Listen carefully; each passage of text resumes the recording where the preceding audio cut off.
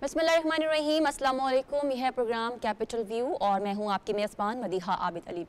नाज़रीन, आज का हमारा पहला मौजू है कि चीन के सेंट्रल मिलिट्री कमीशन के जो चेयरमैन हैं और उन्होंने अपने आला सतही वफ़द के हमरा GHQ का दौरा किया है और इस GHQ के दौरे के दौरान उन्होंने जनरल आसिम मुनीर से 1-on-1 मुलाकात की है और इस मुलाकात में उन्होंने बाहमी दिलचस्पी के अमूर, दिफाई ताउन, इलाकाई सलामती, तारीखी शराकतदारी और पाक चीन दोस्ती पर बात की है। इस मौके पर आर्मी चीफ ने पाक चीन ताल्लुकात की पायदारी को उजागर करते हुए कहा कि पाक चीन तारीखी शराकतदारी मज़ीद बढ़ाने के लिए तैयार हैं। तमाम हालात में पाकिस्तान के साथ खड़े होने पर चीनी क़यादत का शुक्रिया अदा करते हैं। आइए हम इस पर बात करते हैं। हमारे साथ स्टूडियो में मौजूद हैं रशीद साफ़ी साहब, आपको प्रोग्राम में हम खुशामदीद कहते हैं। उन्हीं के साथ तशरीफ़ रखती हैं शरीला अमार साहिबा, हमें प्रोग्राम में ज्वाइन किया है डॉक्टर फ़ारूक आदिल साहब ने और साथ ही तशरीफ़ रखे हुए हैं आगा इकरार हारून साहब। साफ़ी साहब, आपसे गुफ्तगू के सिलसिले का आगाज़ करते हैं। चीन के सेंट्रल मिलिट्री कमीशन के वाइस चेयरमैन और उनके आला सतही वफ़द ने ये दौरा किया है। आप इस दौरे की अहमियत को कैसे बयान करेंगे? शुक्रिया मदीहा। आपको याद हो तो आपके प्रोग्राम में मैंने इस दौरे के बारे में बताया था कि कुछ चाइनीज़ आला क़यादत जो फ़ौज की है वो पाकिस्तान तशरीफ़ ला रही है और ये जो इस्लामाबाद में जो ड्रामा लगा था तो हमें बहुत कम ख़बरें पहुंचती है और उन तक हमसे ज़्यादा इस किस्म की मस्बत ख़बरें जल्दी वो पहुंचते हैं और मस्बत को मनफी में तब्दील करने की कोशिश हमेशा की जाती रही।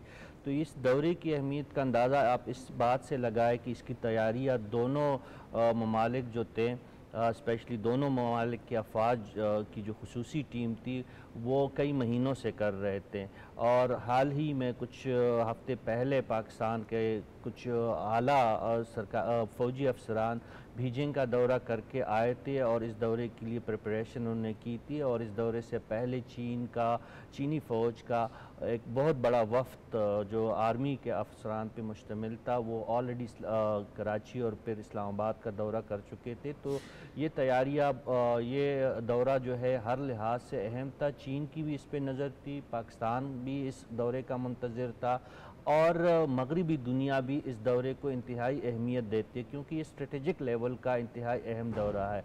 ये जनरल जेंग यूशा जो है ये कोई आम जर्नल नहीं है, ये सदर शी जिनपिंग जो PLA के चेयरमैन है उसके बाद अमलन ये वहाँ की जितनी भी आर्मी सेटअप है उसके जो है सरबराह है और ये इनका एक तवील जो है कंट्रीब्यूशन है चाइनीज़ मिलिट्री को दुनिया की एक अजीम फ़ौज बनाने में। PLA को और CMC को लीड कर रहे हैं 2018 से। इनके वालिद साहब कम्युनिस्ट दौर में एक बहुत मशहूर ज़माना कामरेड जनरल रहे थे और आप इनकी अहमियत का अंदाज़ा इस बात से लगाए कि इनके वालिद साहब जो थे वो सदर शी जिनपिंग के वालिद के साथी थे और ये उसी गांव से इनका ताल्लुक़ है जहां शी जिनपिंग पैदा हुए थे। गोचे ये पले बड़े बीजिंग में थे। मैं इसलिए पंजर समझाने की कोशिश कर रहा हूँ आपके नाजरीन जान सके कि ये कोई आम जनरल नहीं है। ये जिस तरह हमारे आर्मी चीफ यहाँ पे पूरे अफवाज पाकिस्तान के कमांड के ज़िम्मेदार है, इसी तरह ये चीन में जो कमांड एंड कंट्रोल है पूरा सदर शी जिनपिंग के बाद इनके हाथ में है। स्ट्रेटेजिक बातचीत हुई है पाकिस्तान की सिक्योरिटी के हवाले से। दोनों ममालिक के बीच में जो मिलिट्री ताउन है उसको मज़ीद फ़रोग़ देने पे बात हुई है। ये हर लिहाज से इंतहाई अहम दौरा है और इसी तरह के दौरे अगर होते रहेंगे तो पाकिस्तान की स्ट्रेटेजिक ताल्लुकात चीन के साथ मज़ीद होंगे और सिक्योरिटी का जो हमारे इशूज़ है दोनों ममालिक के ताउन से वो मसाइल भी हल हो सकते हैं। ठीक है शरीला साहिबा, हर दौर में पाकिस्तान और चीन की दोस्ती अरूज पर रही है। इस दौरे के बाद भी आप इस दोस्ती को कितना मजबूत देख रही हैं? देखें, पाकिस्तान और चाइना के बड़े दरीना ताल्लुकात और पाकिस्तान जब माशी तौर पे मुश्किलात में आता है तो जो मुल्क हमारी सबसे पहले हेल्प कर रहा होता है वो चाइना ही होता है। जब PDM 1 की गवर्नमेंट आई थी तो उस वक्त ये था कि पाकिस्तान को कहा जाता था कि डिफ़ॉल्ट के करीब है, IMF के पास हमने जाना था तो हमने सॉवरन डिपॉजिट की ज़रूरत थी तो चाइना ने ही हमारे जो थे वो डिपॉजिट करवाए थे और उसके बाद हमारे करंट अकाउंट जो बैलेंस था वो बेहतर हुआ था। उसके अलावा उनके बैंकों से जो हमने कर्जे लिए उनको वापस किए, उन्होंने वही कर्जा हमें वापस दिया ताकि पाकिस्तान की जो माशी सूरत हाल वो मुस्तहकम रही। इसी तरह वो जो CPEC 1 आया, CPEC 2 आया, BRI जो इनिशिएटिव है, ये इसी वजह से है कि पाकिस्तान को उसमें चाइना बहुत ज़्यादा अहमियत देता है। तो इन मंसूबों में पाकिस्तान ज़ाहिर है उनके साथ शामिल है, और जो रीजनल कनेक्टिविटी हो रही है उसके लिए पाकिस्तान से स्ट्रेटेजिकली बहुत ज़्यादा अहम है। तो ये जो दोस्ती है, ये जो बहुत पुरानी चली आ रही है पाकिस्तान की और चाइना की, ये आगे मुझे और भी मजबूत होती हुई नज़र आ रही है, क्योंकि पाकिस्तान देखें अब जिस वक्त अपने माशी ट्रैक के ऊपर जा रहा दुरुस्त सिमत में, उसमें बहुत ज़्यादा उनकी मदद चाइना ने भी की है। तो पाकिस्तान तो यही चाहेगा कि पाकिस्तान के अंदर चाइना की सरमायाकारी आए, पाकिस्तान चाइना की मदद के साथ यहाँ पे इंडस्ट्री लगाए, और बिज़नेस टू बिज़नेस जो है वो मामला जो वो बेहतर हों। तो वो ये चीज़ें जो है वो शुरू हो चुकी हैं, ट्रैक पे आ चुकी हैं। फिर ज़ाहिर सिक्योरिटी के मामलात हैं, उसको भी मिल के दोनों हल करना चाहेंगे, क्योंकि ज़ाहिर है जब चाइना जहाँ पे आएगा, इन्वेस्टमेंट करेगा, वहाँ के चाइनीज़ लोग आएंगे तो उनको सिक्योरिटी भी देनी। इसी वजह से वो चीफ ऑफ आर्मी स्टाफ के साथ उनकी मुलाकात हो रही है, और उन्होंने दहशत गर्दी के खिलाफ जो उनकी कामयाबी उनको सराहा है। तो आगे जाके मुझे ये ताल्लुकात मजीद मजबूत होता हुआ और बेहतर होता हुआ नजर आएगा। दोनों डॉक्टर साहब, आप क्या देख रहे हैं? पाकिस्तान को इस वक्त दहशत गर्दी का सामना है, क्या चीन दहशत गर्दी के महाज पर भी पाकिस्तान से कुछ जो ताउन है या कोई मदद है फराहम कर सकता है? शुक्रिया मदिया। देखें, ये जो आप दहशत गर्दी का चैलेंज बता रही हैं, ये तो हमारा मुश्तरका हदफ है। तो इस वजह से ये तो कुछ सवाल नहीं है कि इस मामले में चीन और पाकिस्तान एक दूसरे के साथ ताउन नहीं करेंगे।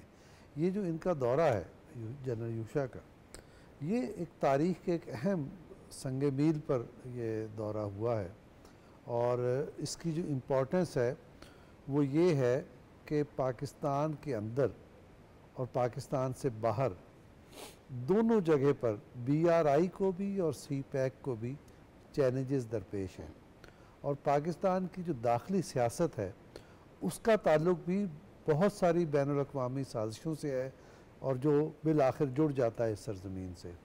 ये बात किसी को नहीं भूलनी चाहिए कि जो 2014 के धरने से इस साजिश का आगाज़ हुआ, और उस धरने का मकसद ये तो आप सबको याद है कि चीन के सदर का दौरा इन्होंने मनसूख कराया और पाकिस्तान में सरमायाकारी को कराया।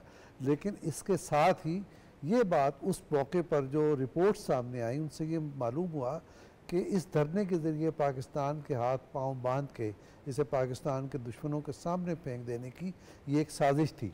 तो ये वो साजिश है जो दाखिली सियासत का जो मैं ज़िक्र कर रहा हूँ। तो इन सारी साजिशों का मकसद, पाकिस्तान के अंदर दहशत गर्दी का मकसद, पाकिस्तान में जो CPEC और BRI पर काम करने वाले चीनी इंजीनियर्स के ख़िलाफ़ दहशत गर्दी का मकसद एक ही है कि ये चीन पाकिस्तान के साथ ताल्लुकात ख़राब करके यहाँ से निकल जाए। तो चीन की आर्मी के सरबराह ने और चीन की क़यादत ने, अभी वज़ीर आज़म भी तशरीफ़ लाए थे उसमें हमारी कॉन्फ्रेंस में SCO में, तो इन सारे दौरों का मकसद ये है कि दुनिया पर वाज़े करना कि आप जो भी कर लें, आपकी साजिश का जो भी लेवल हो, उससे फ़र्क नहीं पड़ता। पाकिस्तान के ताल्लुकात चीन के साथ, इनका बाहमी तावन, BRI, CPEC अपनी आप ताप के साथ जारी रहेंगे। इससे किसी मामले से कोई साजिश, कोई दहशत गर्दी इसमें रुकावट नहीं। ठीक है आगा साहब, रीजनल कनेक्टिविटी को मजीद कितना तहफ़्फ़ुज़ फराहम करता दिखाई दे रहा है ये दौरा? बहुत शुक्रिया। बिल्कुल आपने बड़ा एक पर्टिनेंट क्वेश्चन किया है, रीजनल कनेक्टिविटी को खदशात। बेसिकली इस दौरे का जो perspective according to my understanding ये है कि पाकिस्तान और चाइना, यानी कि पाकिस्तान आर्मी और PLA की एक एक्सक्लूसिव एक्सरसाइजेस आज से 6 दिन पहले शुरू हुई थी वॉरियर 8 के नाम से, और ये एक्सरसाइज काउंटर टेररिज्म की है, प्योरली काउंटर टेररिज्म की है कि आपने कोई एक जो टेररिज्म है, इससे पहले कि वो आपके ऊपर हमला करे, आपने उसको काउंटर कैसे करना है। तो आप जो ये उसमें जो इसका होगा फाइनल इवेंट होगा, मेरे ख्याल में उसमें भी शिरकत करेंगे। तो बेसिकली पाकिस्तान और यानी पाकिस्तान आर्मी और PLA जो अब काम कर रहे हैं वो काउंटर टेररिज्म पे ज़्यादा कर रहे हैं, और इसीलिए जो इवन जो PLA के जो काउंटर टेररिज्म के लिए वॉरियर 8 के लिए जो टीम आई हुई है वो उनकी हाईली एक्सक्लूसिव टीम आई हुई। तो आप क्योंकि इसकी ज़रूरत क्यों पड़ी, अब क्वेश्चन ये है, इसलिए पड़ी कि आपने अगर ML1 बनाना है तो आपने पूरे पाकिस्तान को चाइना, कराची से लेकर खैबर को क्रॉस करते हुए फॉर एग्जांपल आपने जो है वो उसको लेके जाना है। वो तमाम के तमाम अगर वो चाइना ने बनाना है तो वो हमें चाइनीज़ ने काम करना है। इसी तरह जितने भी आगे हमारे आप कह सकते हैं कि उसके सी पैक के जो सेकंड फेज़ के जो प्रोजेक्ट्स हैं वो ऐसे प्रोजेक्ट्स हैं जिसमें चाइनीज़ की फ़िज़िकल अपीयरेंस अक्रॉस पाकिस्तान है, यानी कि कोई लोकलाइज एरियाज़ में नहीं है। तो उसके लिए फिर आपको सबसे ज़्यादा खदशा किससे है? टेररिज्म से है। टारगेट जो है चाइनीज़ जो है वो टारगेटेड है इस वक्त अपना खारजियों के, क्योंकि खारजी जो है बेसिकली वो नहीं चाहते हैं कि पाकिस्तान में चाइना काम करे और सी पैक चले, क्योंकि बहुत सारे ममालिक नहीं चाहते हैं कि सी पैक चले। तो इसीलिए आप इस जो उनका विज़िट है मैं उसको इस रेफरेंस में देखता हूँ कि पाकिस्तान और चाइना जो है एक कलेक्टिव स्ट्रेटजी मुझे नज़र आ रही है बनती हुई प्योरली काउंटर टेररिज्म और टेररिज्म के ऊपर। ठीक है, बहुत शुक्रिया। नाज़रीन, अपने दूसरे टॉपिक की जाने बढ़ेंगे। हमने देखा कि कल एहतजाजी इस्लामाबाद में दाखिल होना चाह रहे थे, लेकिन रात गए ऑपरेशन किया गया और एहतजाजी जो है अपना सामान इस्लामाबाद छोड़कर भाग गए। और भागने वालों में अली अमीन गंडापुर साहब थे, बुशरा बीबी थी जो कि अपने आप को गैर सियासी खातून कह रही थी, लेकिन वो सियासत में दाखिल भी हुई। उन्होंने लाशों की सियासत करने की कोशिश भी की। लाशों की सियासत अब भी की जा रही है, फेक न्यूज़ स्प्रेड की जा रही है।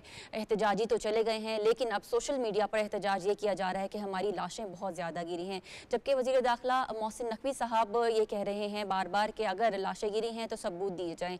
इस वक्त कल के दिन जो था वो पाकिस्तान को एहतजाज का सामना था और आज के दिन फेक न्यूज़ का सामना है। और मीडिया में भी बार बार ये बताया जा रहा है कि एक्चुअल जो कैजुअलिटीज़ हैं वो कितनी हैं। जो मिलिट्री के एहलकार फौत हुए हैं या शहीद हुए, रेंजर्स एहलकार माफ़ कीजिएगा, जिन्होंने जामे शहादत नोश किया है, और पुलिस एहलकार। साफी साहब, आज के दिन का जो चैलेंज वो ये है वो फेक न्यूज़ है। इस पे आप क्या कहेंगे? बहुत ज़्यादा गलत खबरें जो हैं वो फैलाई जा रही हैं, इंतशार फैलाया जा रहा है।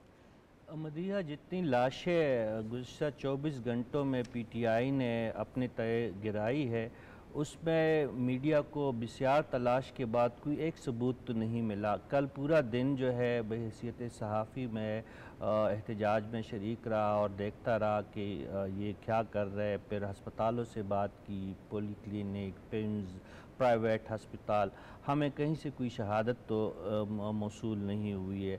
अलबत्ता ये जो इस बारे में अली अमीन गंडापुर जो सैकड़ों शहादतों की बात कर रहे हैं, तो ये शायद लाशें तो नहीं है, लेकिन ज़िंदा लाशें जो बागी है उन लाशों की ये बात कर रहे हैं कि हज़मियत का उनको बदतरीन सामना करना पड़ा।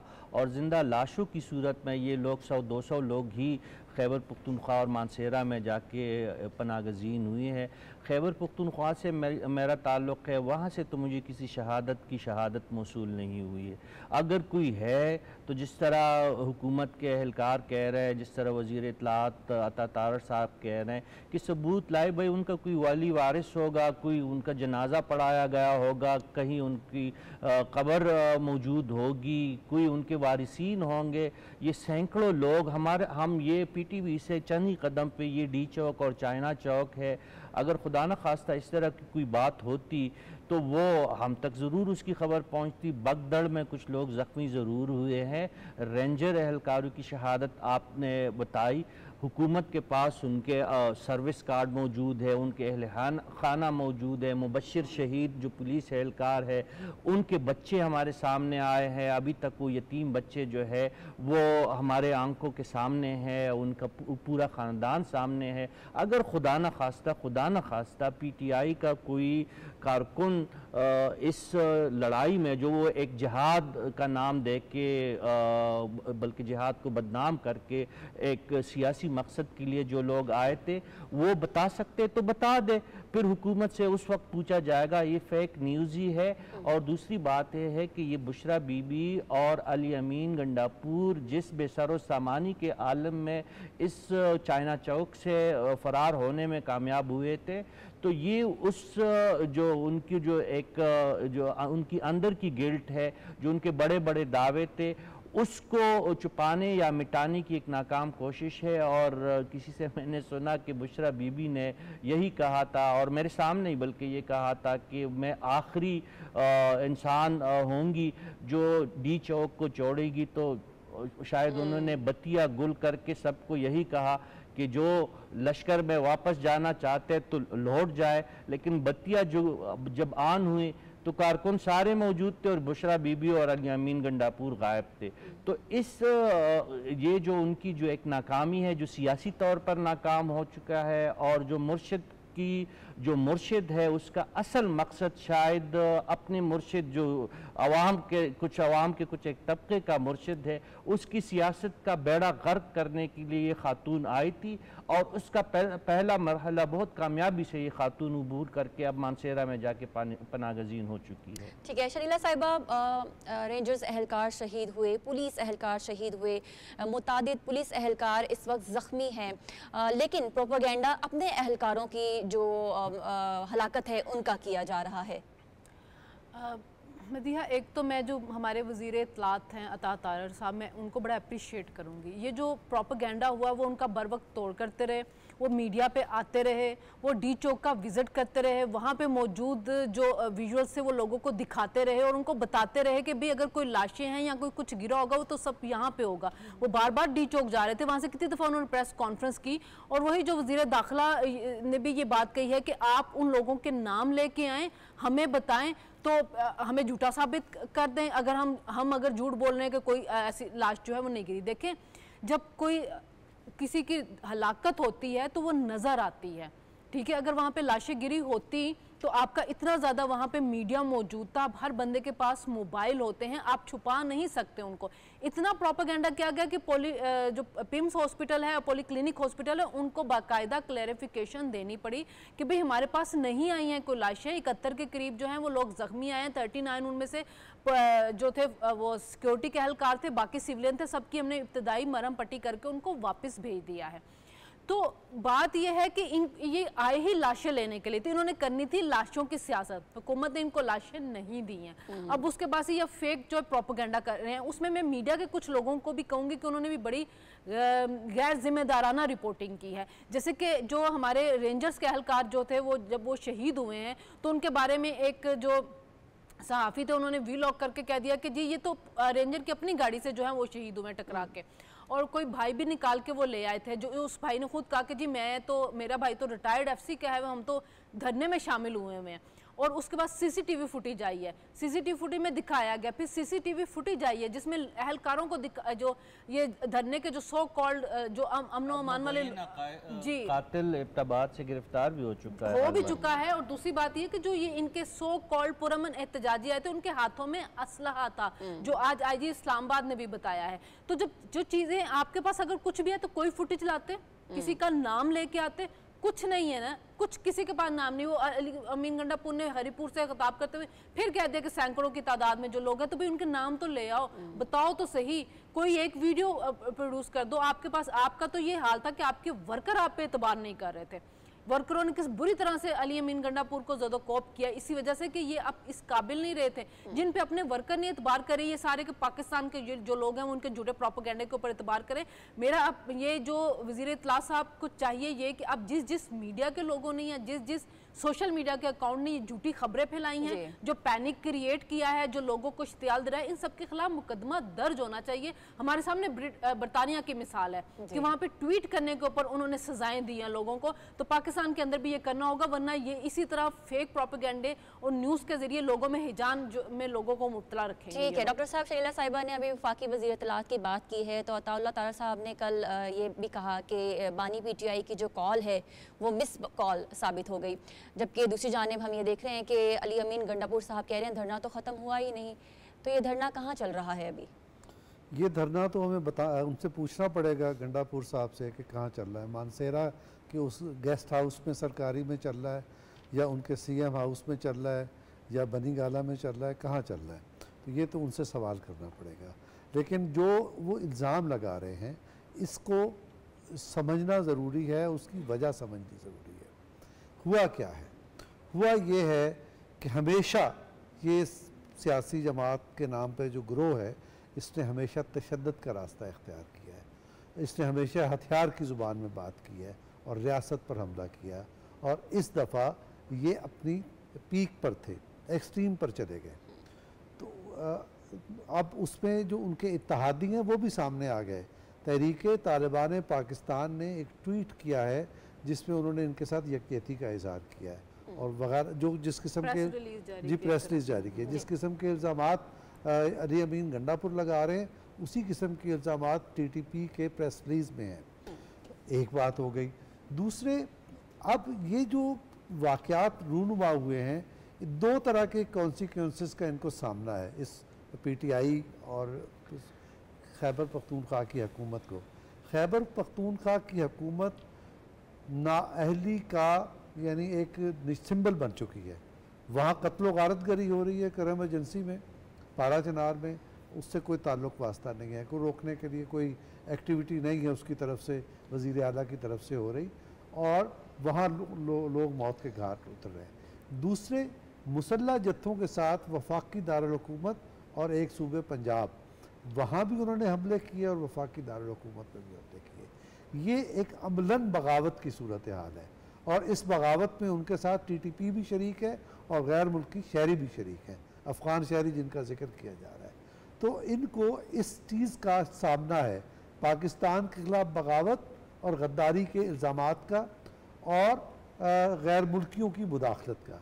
ये इतने बड़े इल्ज़ामात हैं जिन्हें ये सहार नहीं सकते, लिहाजा तवज्जो डाइवर्ट करने के लिए इस किस्म का झूठा प्रोपेगेंडा किया जा रहा है कि इतनी लाशें गिर गई, इतनी लाशें गिर गई, वरना ये मुमकिन है कि चलिए जी आप पाकिस्तान के टीवी चैनल्स नहीं कवर कर सके, आपके यूट्यूबर किधर गए जो हैं ही आपके साथ, फिर वो गैर मुल्की मीडिया जिन पर तो कोई कतगन नहीं है ना, वो सब कुछ कवर कर सकते हैं, उन्होंने भी नहीं किया।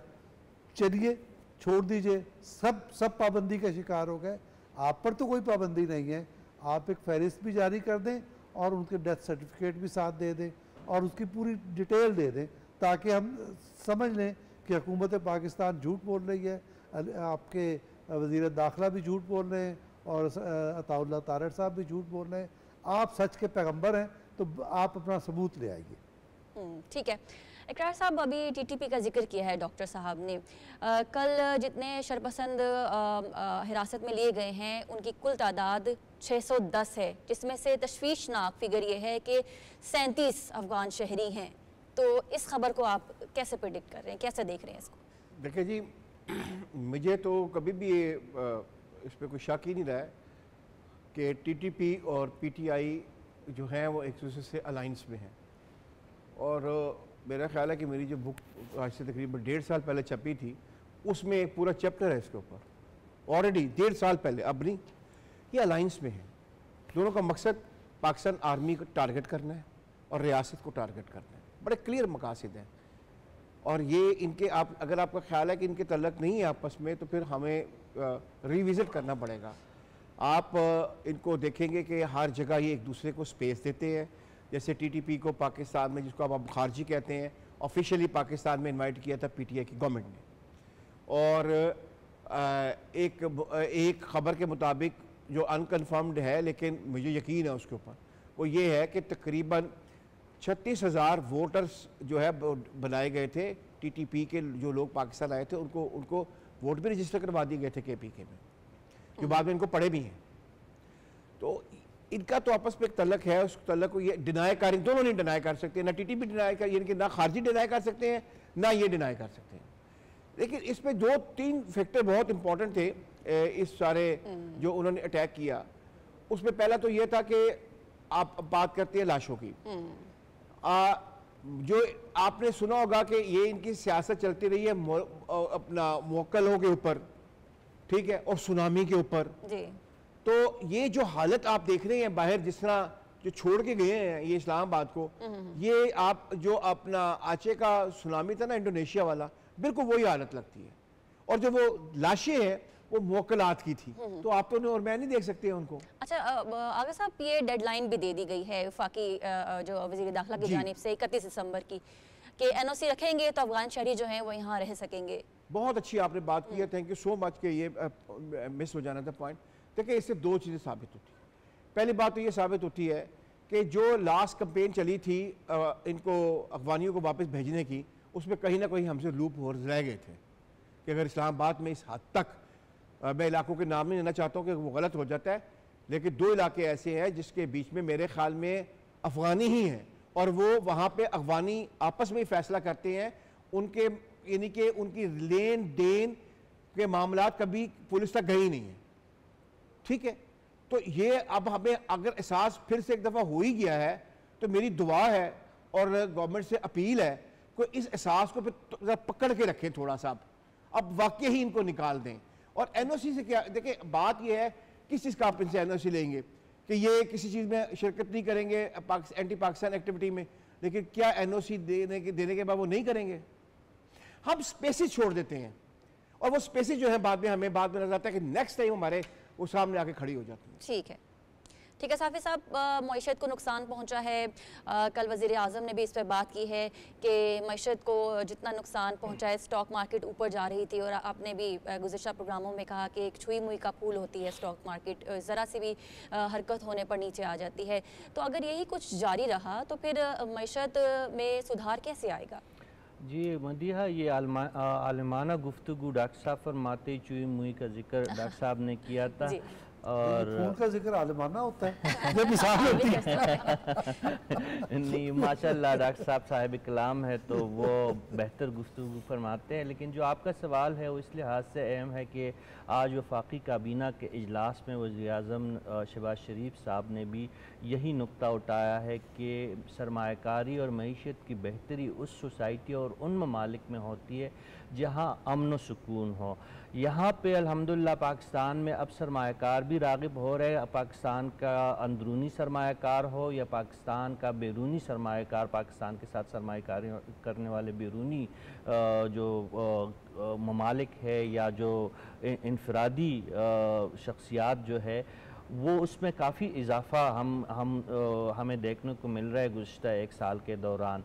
लेकिन मसला यही है कि जब अमन व अमान नहीं होगा, जब आप गाड़ियों को जलाएंगे, जब रेंजर पे गाड़ियाँ दौड़ाएंगे, जब आप हरे भरे दरख्तों को जलाएंगे, जब आप तोड़ पोड़ करेंगे, आप आए रोज़ इस्लामाबाद पे हमलावर होंगे, तो ज़ाहिर है इसमें हुकूमत क्या कर सकती है। या सरमायाकार जो बिल्कुल डॉक्टर साहब बिल्कुल उनका जो तशबीह उन्होंने दी थी कि वाकई सरमायाकार का मिजाज जो है वो चुई मुई के पौधे से ज़्यादा नाजुक होता है, वो मामूली गर्म हवा पड़ने पे भी मुरझा जाता है, बंद हो जाते हैं, ख़तरे को बाम लेता है बहुत पहले। लेकिन अल्हम्दुलिल्लाह देखिए हुकूमत पे एतमाद इस बात का, ये जो सरमायाकार का एतमाद है इस बात की मज़र है कि आज स्टॉक मार्केट ने एक मरतबा फिर रिकवर किया है और इसका यही मतलब है कि सरमायाकार नहीं चाहता कि इस मुल्क में दंगा हो, इस मुल्क में फसाद हो। वफाकी काबीना का आज पूरी जो तवज्जो थी इसी एक नुक्ते पे रही है और जिस तरह कल वज़ीर दाखिला, वज़ीर इत्तलात सब ने हाथ जोड़ के ये कहा पीटीआई के रहनुमाओं को कि खुदारा जितनी आपने सियासत कर ली उतनी कर ली, अब मुल्क को चलने दे। बेलारूस के सदर अभी थोड़ी देर पहले पाकिस्तान का 3 रोज़ा दौरा मुकम्मल करके चले गए हैं। अभी शनीला साहिबा हमें बता रही थी कि जिस अंदाज से वो नवाज शरीफ साहब से बगलगीर हुए, जिस तरह 2 बिछड़े हुए भाई काफ़ी मुद्दत बाद मिलते हैं, तो ये आपके हुकूमत पे और आपके जो लीडर्स हैं हुक्मरान उन पे आलमी दुनिया का एतमाद है। जब आलमी दुनिया का भी एतमाद है, लोकल इन्वेस्टमेंट भी आने के लिए तैयार है, तो खुदारा हमारी लोकल जो सियासी जो जमातें हैं, जो लीडरान हैं, वो भी पाकिस्तान की हालत पे शनीला साहिबा, ये वज़ीर आज़म साहब ने भी फरमाया है कि जब भी कोई अच्छा वक्त आता है पाकिस्तान पर तो ये धरना एहतजाज, बैरून मुल्क से कोई मेहमान आए तो ये एहतजाज के लिए आ जाते हैं, क्या कहेंगी आप? देखिए ये तो बिल्कुल उन्होंने ठीक बात की है ना, क्योंकि 2014 से ये वो सारा कुछ ही वो देख रहे हैं। 2014 हो चुके और 2024 हो चुका, आज 10 साल हो चुके हैं हमें इसको। लेकिन हम उस 10 सालों के अंदर जो पीटीआई है उसने अपना रवैया बिल्कुल भी तब्दील नहीं किया है। अगर वो अपने आप को सियासी जमात समझती है, बड़ी पॉपुलर जमात अपने आप को समझती है, तो फिर उसको अपने रवैये में कुछ ना कुछ तो तब्दीली लानी चाहिए ना, कि हमेशा आप एक ही जैसे सियासत नहीं कर सकते कि सिर्फ धरना होगा, सिर्फ एहतजाज होगा। और इन्हीं बातों की वजह से देखिए उन्होंने अपनी सियासत एक बंद गली के अंदर लेके चले गए हैं। 2014 में भी जब धरना दिया गया था उस वक्त CPEC का होना था, चाइना के प्रेसिडेंट ने आना था, उस वक्त रास्ता रोक दिया गया। उसके बाद आर्मी चीफ को नहीं मैंने बनने देना, चीफ जस्टिस को मैंने नहीं बनने देना, मैंने हुकूमत को नहीं चलने देना। फिर ये SCO की समिट होने वाला था तो उस पर भी बानी पीटीआई अपने लोगों से नाराज़ हो, जब समिट होगी आपने इसको रोका क्यों नहीं है। चाइना के प्राइम मिनिस्टर ने आना तो उससे पहले इन्होंने यहाँ पे यलगार कर दी थी अली अमीन गंडापुर ने। अब बेलारूस के सदर आए हुए हैं और उसके ऊपर यलगार कर दी और उनको कहा भी गया कि आप रुक जाएं। देखिए हुकूमत इनको बार बार इंगेज करती है, बार बार इनके पास जाती है कि भाई आए बैठे मुज़ाकरात की टेबल पे बैठे, हम मिल के मामलात को हल करते हैं, लेकिन ये जाते ही नहीं है मुज़ाकरात की तरफ। अब जो बानी पीटीआई हैं उनको अगर उन्होंने निकलना है जेल से तो उन्होंने अदालती प्रोसेस का सामना करके निकलना है, एग्जेक्टिव ऑर्डर से वो बाहर नहीं आ सकते हैं। ये मार्शल लॉ नहीं लगा हुआ, ये एक जमहूरी मुल्क है, यहाँ पे अदालतें काम करी, अदालतों ने अपना काम करना है। इनको समझ नहीं आ रही, ये समझते हैं कि हर दफा कि शायद हम कियोस्क क्रिएट करेंगे, इंतशार क्रिएट करेंगे, हुकूमत बैकफुट पे जाएगी। नहीं होता, रियासत ने अपनी रिट मनवानी होती है, रियासत जत्थों को खुला नहीं छोड़ सकती कि वो आए बैठे और जोर से अपनी बात मरवाएं। डॉक्टर साहब, हमें बाहमी मुशावरत से सख्त स्ट्रेटजी अपनानी होगी, वज़ीर आज़म ने कहा। ये किस तरह की फिर स्ट्रेटजी आप देख रहे हैं हो सकती है? ये इस तरह की स्ट्रेटजी हो सकती है कि पाकिस्तान की मईशत को मुस्तहकम करना हमारा एक कौमी नस्बुल-ऐन है, और इस नस्बुल-ऐन के हसूल के लिए हमें एक कौमी इत्तेफाक राय चाहिए। इस कौमी इत्तेफाक राय में हुकूमत भी शरीक होगी, हुकूमत के इत्तेहादी भी शरीक होंगे, हिज़्ब इख्तिलाफ भी शरीक होंगी, और पाकिस्तान के अंदर जितने स्टेक होल्डर्स हैं वो भी शरीक होंगे। और इस ये इत्तेफाक राय मौजूद है। अगर ये ब्रीच हो रहा है तो ये पीटीआई की तरफ से ब्रीच हो रहा है और बार बार हो रहा है। अब आप ये देखें, आपको याद है कि जब ये हटाए गए तहरीक अदम एतमाद के नतीजे में, तो उन्होंने ये कहा कि पाकिस्तान 3 हिस्सों में तकसीम हो जाएगा। अच्छा, उन्होंने ये कहा कि ये इससे पहले जब ये हुकूमत में थे तो उस वक्त ये कहा कि हम अपना एटमी प्रोग्राम डिसमेंटल कर देते हैं।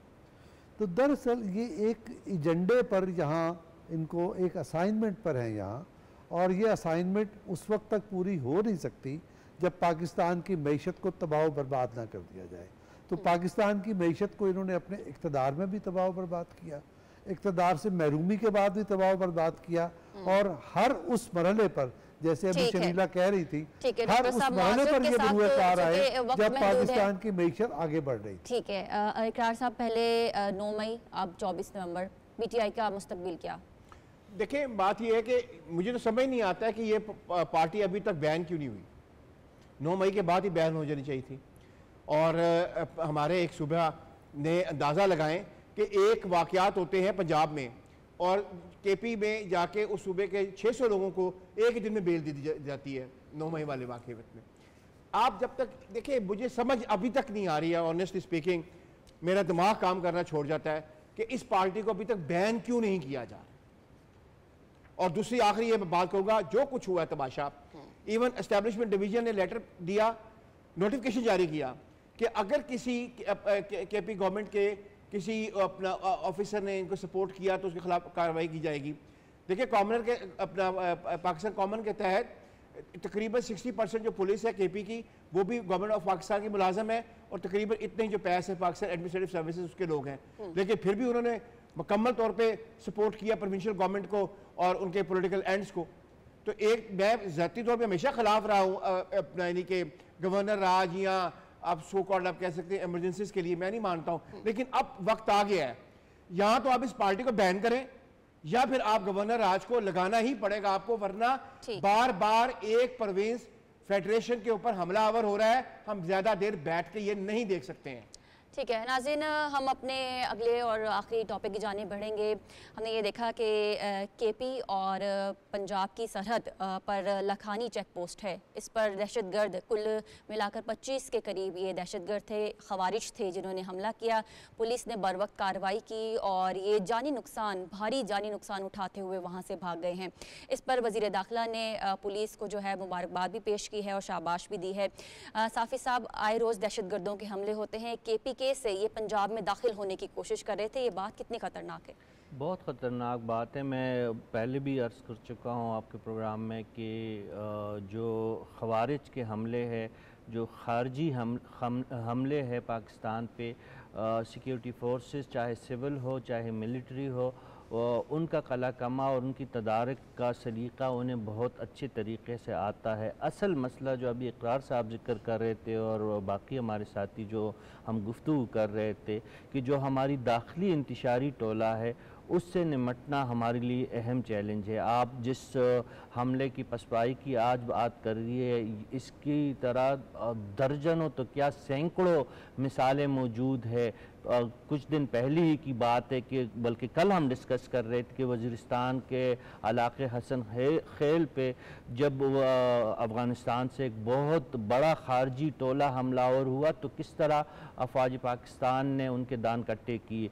तो ये चीज़ें जो है सिक्योरिटी फोर्सेस की सतह पे वो अपना सीना सुपर्द करते हुए वो खड़े हैं। सीसा पे लाई हुई दीवार हमारी सरहदों को, हमारी अंदरूनी सिक्योरिटी को महफूज बनाने के लिए उनकी कुर्बानियाँ रोज़ सामने आ रही है। उनका जज्बा बेमिसाल है। चाहे दाखिली इंतशारी टोला हो, ये 4 रेंजर्स की हम जो जिक्र कर रहे हैं, मुबश्शिर शहीद, पुलिस का जो कांस्टेबल था उनका जो हम जिक्र कर रहे हैं, ये सारे मुल्क व कौम के लिए कुर्बानियाँ हैं। और फिर जिन इलाकों का आप जिक्र कर रहे हैं वहाँ पे सिविल और मिलिट्री कुर्बानियों की दास्तान इतनी तवील है कि उसके लिए तो कई घंटे भी कम है। कई घंटे भी कम है। शनीदा साहिबा, PTI के पास एक सूबा है और वहीं पे अमन काम नहीं हो रहा, इस पे आप क्या कहेंगी? देखिए, अमन काम इसलिए नहीं हो रहा कि वहाँ पे अमन को ख़राब करने वाले ही वो सूबे का चीफ मिनिस्टर ही है। ठीक है, पहले तो वहाँ पे जब उनकी हुकूमत थी, जब चाहते भी पूरे पाकिस्तान पे हुकूमत है, इसलिए कि वो लेके ही उनको इसलिए आए थे कि जो हमारे मुखालफिन थे उनके खिलाफ हम उनको इस्तेमाल कर सकें। उनकी नीयत ही नहीं है कि उनके खिलाफ कुछ करना है। अभी जब इन्होंने रियासत के ऊपर यलगार किए, वफाक के ऊपर यलगार किए, 3 दिन तक अमलन कोई हुकूमत थी KPK के अंदर नहीं थी। वहाँ पे लॉ एंड ऑर्डर की क्या सिचुएशन हो रही होगी, वहाँ पे जराइम का क्या हो रहा होगा, वहाँ पे कत्लो गालत गरी हो रही होगी, वहाँ पे दहशतगर्द अंदर एंटर होंगे, कोई उनको रोकने वाला ही नहीं होगा क्योंकि वज़ीर आला जो थे वो तो बिजी थे वफाक के ऊपर हमला करने के लिए। जब उनकी नीयत ही नहीं है काम करने की, उनकी नीयत ही इंतशार वाली है, तो उन्होंने इसको कभी भी नहीं रोकना। ये अब वफाक को खुद सोचना होगा कि उन्होंने इस दहशतगर्दी से कैसे निपटना है, बैरूनी तौर पे भी और अंदरूनी तौर पे भी, क्योंकि वो जो सूबे का वज़ीर आला है वो नहीं चाहेगा कि ये दहशतगर्दी कभी ख़त्म हो, क्योंकि वो बेनिफिशरी हैं इस दहशतगर्दी। ठीक है डॉक्टर साहब, देखिए ना, बात वही है जो बात शनीरा ने कर दी। असल बात यह है कि वो सूबा गढ़ है दहशतगर्दी का, और जो सूबाई हुकूमत है उसकी तवज्जो उस पर नहीं है। तो एक बात तो यह है कि नाअहली की वजह से नहीं है, लेकिन ऐसा कैसे हो सकता है? असल बात यह है कि PTI के अलावा अगर किसी ने वहाँ पिछले इलेक्शन में भी और इस इलेक्शन में अगर कोई इलेक्शन कैंपेन कर सका हो, तो फिर आप ये बताएं कि फिर तो दहशतगर्दों का टारगेट फिर यानी सिर्फ PTI हो सकती है या नहीं हो सकती, लेकिन सिर्फ कोई इलेक्शन कैंपेन नहीं कर सका सवाए PTI के, और किसी ने उसके रास्ते में रुकावट नहीं डाली। तो दरअसल ये एक अलाइंस है, और आज जो प्रेस रिलीज जारी किया है तहरीक तालिबान ने, पाकिस्तान ने, वो पर्दा हटा दिया है। तो दरअसल ये दहशतगर्दों के एलाइज हैं, उनके इत्तेहादी हैं, और ये इत्तेहाद किस वजह से है उसकी मैं तफसील बयान कर चुका हूँ। आखिरी एक जुमले में ये कह देता हूँ कि दरअसल दहशतगर्दी के ज़रिए पाकिस्तान में इन्वेस्टमेंट, रीजनल कनेक्टिविटी, CPEC, इन सब का रास्ता रोकना मकसूद है, और इसमें PTI जो है उनका फेस है, उनका सियासी फेस है। ठीक है इकरार साहब, जिस इत्तेहाद की डॉक्टर साहब बात कर रहे हैं, क्या आप इस इत्तेहाद को टूटता हुआ देख रहे हैं? मैं 100% एग्री करता हूँ डॉक्टर साहब से भी और बहन से भी कि ये टेररिज्म को लेवरेज के तौर पे इस्तेमाल करती है PTI, जैसे कि अफगान गवर्नमेंट करती है ना टेररिज्म को लेवरेज के तौर पे, इसी तरह PTI करती है, और इनको यही सूट करता है। आप देखें 107 अफराद जो हैं अभी तक हलाक हो चुके हैं कुरम में। यार ये कोई छोटा फिगर है, और आज भी मेरे ख्याल में 10 तो आज हलाक हुए हैं। लेकिन मजाल है कि कोई अपने CM की तरफ से स्टेटमेंट आ गया हो, क्योंकि वो चाहता ही है कि हर जगह दहशतगर्दी हो, क्योंकि अब जितनी दहशतगर्दी उस एरिया में होगी, TTP को या ख्वारजी इनको आप कहते हैं, उनको उतनी स्पेस मिलेगी। सिंपल सी बात है, इसमें रॉकेट साइंस है ही कोई नहीं। ठीक है, साफी साहब एंड पे कोई रिमार्क देना चाहेंगे? एंड पे तो ये रिमार्क्स में देना चाहूँगा कि आगा साहब ने मुझसे इत्तेफाक नहीं किया, बाकी पूरी टीम से इत्तेफाक किया, लेकिन जो आगा साहब कह रहे हैं कि उसका हकीकत से बहुत करीबी ताल्लुक़ है, गोचे उनके कुछ नुकात काबिल वजाहत भी है, उस पर बात हो सकती है, लेकिन गठ जोड़ मौजूद है किसी न किसी लेवल पे। अगर मजमूई तौर पर जुमात से रब्ता नहीं है, जो दूसरा एक जो ख्वारिज है, जो बैन ऑर्गेनाइजेशन है, लेकिन इनके बीच में रवाबित के जो सिलसिला है वो तवील है। चाहे 36-35 हज़ार ख़वारिज को पाकिस्तान में आबादकारी का हो, चाहे इनको दफ्तर की ऑफ़र की बातें हो, चाहे इनको भत्ते देने की रवायत डालने की जो आदत है वो हो, ये तमाम चीज़ें जो है PTI को इस बारे में वजाहत करनी चाहिए और उनको अपने आप को अगर सियासी जुमात साबित करना है तो फिर जिस तरीके से वो जत्ते लेके पाकिस्तान के दारुल हुकूमत पे हमलावर होते हैं और जिस तरीके से वो एक सूबे को बाकी मुल्क के ख़िलाफ़ इस्तेमाल कर रहे हैं, तो इससे उनको अपने आप को दूर करना होगा, वगरना फिर जो आगा साहब जैसे नाक़िदीन है फिर उनकी बातें हमें दुरुस्त माननी पड़ेगी। ठीक है, 30 सेकंड से शरीला साहिबा कंक्लूड करिएगा इस टॉपिक को। देखिए, बात यह है कि जो अगर दहशतगर्दी को आपने रोकना है तो आपको फिर बहुत जो है ना इंतहाई कदम उठाना पड़ेगा। उसमें पहले तो वो जो सूबा है जहाँ से दहशतगर्दी जो है वो एक्सपोर्ट की जा रही है बाकी सूबों के अंदर, उसको सूबे को पहले ठीक करना होगा ताकि वहाँ से दहशतगर्दी रुके। वो जो गठ जोड़ है उसको रोकना होगा। वो जो उनको सप्लाई मिल रही है दहशतगर्दों को, उसको सप्लाई को रोकना होगा, तो फिर ही आप बाकी जो है सूबे को मुल्क के मामला चला सकते हैं और फिर ही सरमायाकारी यहाँ पे आएगी, फिर ही आपकी मैशत बेहतर होगी। वरना ये तमाशा चलता रहेगा और इस सरमायाकारी को इसी तरह से रोका जाएगा। डॉक्टर साहब 30 सेकंड्स। बस एक जुमले में बात कहता हूँ कि इनको तालिबान खान क्यों कहा गया था। तालिबान खान इसीलिए कहा गया था कि इनके मकासद मिलते हैं, इनकी हिकमत अमली एक है, इनका मफाद एक है और वो मफाद एक होता हुआ हम पाकिस्तान की सरजमीन पर और ख़ास तौर पर खैबर पख्तूनख्वा में देख रहे हैं। तो इनका रास्ता रोकने की ज़रूरत है और आनी हाथ से रोकने की। ठीक है, इकरार साहब 30 सेकंड। मेरा ख्याल ये है कि अब टाइम आ गया है कि पार्टी को जिसको आप पार्टी कहते हैं या कल्ट कहते हैं उसको बैन करना पड़ेगा अगर आपने KPK को कंट्रोल में रखना है, क्योंकि सारा का सारा CPAC अब KPK से गुजरना है। ये ज़हन में रख ले, फैसला हमारे कौम का है, मुल्क का है और हुकूमत का है। ठीक है, रशीद साफ़ी साहब आपका, शरीला अमार साहिबा, डॉक्टर आदिल फारूक साहब और आगा इकरार हारून साहब आपका आज के प्रोग्राम कैपिटल व्यू में तशरीफ़ आवरे का शुक्रिया। नाज़रीन, हमें इजाज़त दीजिए, ख्याल रखिए, अल्लाह हाफ़िज़। पाकिस्तान जिंदाबाद।